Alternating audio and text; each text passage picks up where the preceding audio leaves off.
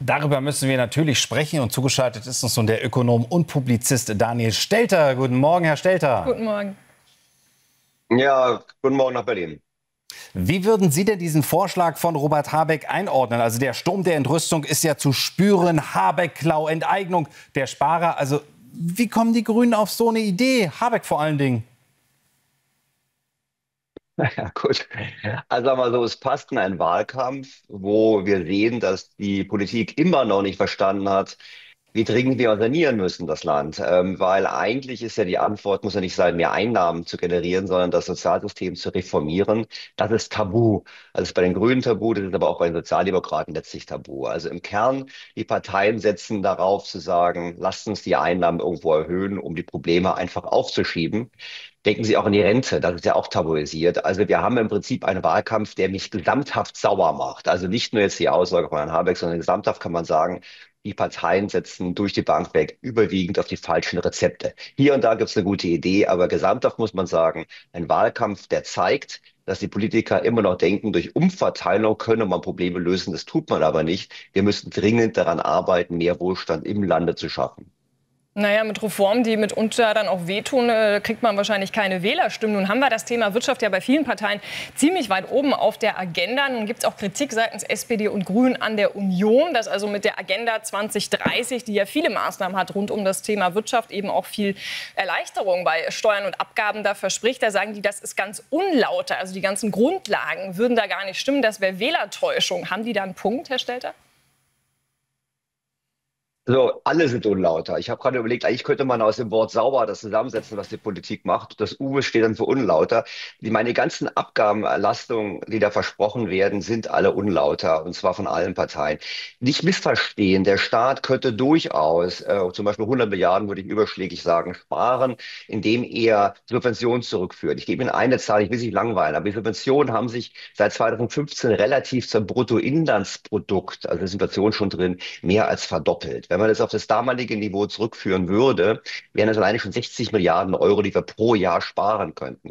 Der Sozialstaat ist, das ist unstrittig aus dem Ruder gelaufen. Wenn Sie da auf das Niveau 2019 gehen würden, wieder relativ zum Bruttoinlandsprodukt, also viel höhere Zahlen trotzdem, reden wir von über 20 Milliarden Ersparnis. Wir überweisen immer mehr Geld ins Ausland. Wir fördern NGOs. Die Ministerien sind gewachsen. Also die können, wenn sie das wollten, 100 Milliarden locker sparen. Das will nur keiner. Stattdessen möchte die Politik quasi weitermachen wie bisher. Das ist zum einen, wie wir gerade gesehen haben, Abgabenerhöhung. Das wäre mein A. Unredlich haben wir schon das U. Es addieren wir das S, die Subventionen.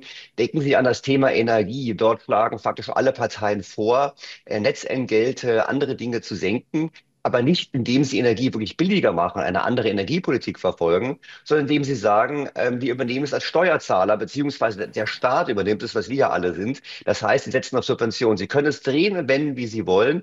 Sie kaschieren die Probleme und arbeiten nicht dran. Also man könnte was machen, also sozusagen so unredlich wie behauptet wird, ist die Union nicht. Nur die Union müsste dann eben auch sagen, wir machen das und da bin ich bei Ihnen. Dann gibt es dann Protestschreie von denen, die heute Subventionen bekommen, und das will man vermeiden, und deshalb eiert man vor der Wahl so rum. Ist das aber nicht auch der Nährboden für die AfD? Also die hält sich ja ökonomisch in gewisser Weise zurück. Sie betont immer wieder, raus aus der EU, raus aus dem Euro, zurück zur D-Mark, dann wird wieder alles besser. Und das scheint ja bei den Leuten anzukommen, weil Reformvorschläge kommen von der AfD ja auch überhaupt nicht. Ja gut, ich will jetzt die AfD nicht in Schutz nehmen, Sie haben vollkommen recht. Im Wahlprogramm stehen natürlich ein paar andere Dinge noch drin. Aber im Kern ist es in der Tat so, was wir jetzt machen, das ist noch meine große Sorge, ist ein Wahlkampf und vor allem hinterher noch eine Politik, die eigentlich nichts Grundlegendes ändert. Und wir müssen eben an die Energiekosten ran. Fundamental heißt andere Energiepolitik. Wir müssen an den Sozialstaat ran. Wir müssen auch im Wohnungsbau anders agieren. Das wird nicht gemacht. Und die Folge davon wird sein, dass wir eine massive weitere Enttäuschung erleben werden. Und für mich ist es so, wir haben zwei Szenarien für 2029. Entweder die österreichischen Verhältnisse, wo sie dann eben eine AfD haben als stärkste Partei, oder französische Verhältnisse, wo eben Rechte und linke Radikale gemeinsam mehr als 50% haben. Deshalb müssten wir umsteuern. Deshalb wäre es redlich, im Wahlkampf jetzt zu sagen, was zu tun ist. Nur schauen Sie, seien Sie realistisch. Wir haben im Prinzip nach der Wahl wieder ein sogenanntes lagerübergreifendes Bündnis. Also wir haben die Union auf der einen Seite, wahrscheinlich, und auf der anderen Seite wahrscheinlich einen anderen, nämlich Grüne oder SPD. So, das heißt aber im Klartext, Wir haben wieder ein Tabu bezüglich wichtiger Themen. Mit den Sozialdemokraten können Sie den Sozialstaat nicht reformieren, wahrscheinlich den Grünen auch nicht. Aber mit den Grünen können Sie keine Wende aus der Energiewende heraus machen. Das heißt, das Problem haben wir nicht nur jetzt im enttäuschenden Wahlkampf in den Parteien, sondern es wird viel schlimmer werden nach der Wahl, dass eben nicht das Richtige gemacht wird. Und damit bin ich bei Ihnen, drohen 2029 spätestens noch schlimmere Situationen. Und das ist traurig, weil uns läuft allein schon demografisch bedingt einfach die Zeit weg. Düstere Aussichten, vor allem wenn man es auf die Wahl bezieht, ist ja auch eine Auswahl zwischen Pest und Cholera, zumindest ökonomisch gesehen, wenn wir Sie da richtig verstehen. Herr Stelter, danke Ihnen ganz herzlich fürs Gespräch. Sehr plastisch erklärt. Danke, Herr Stelter. Danke Ihnen.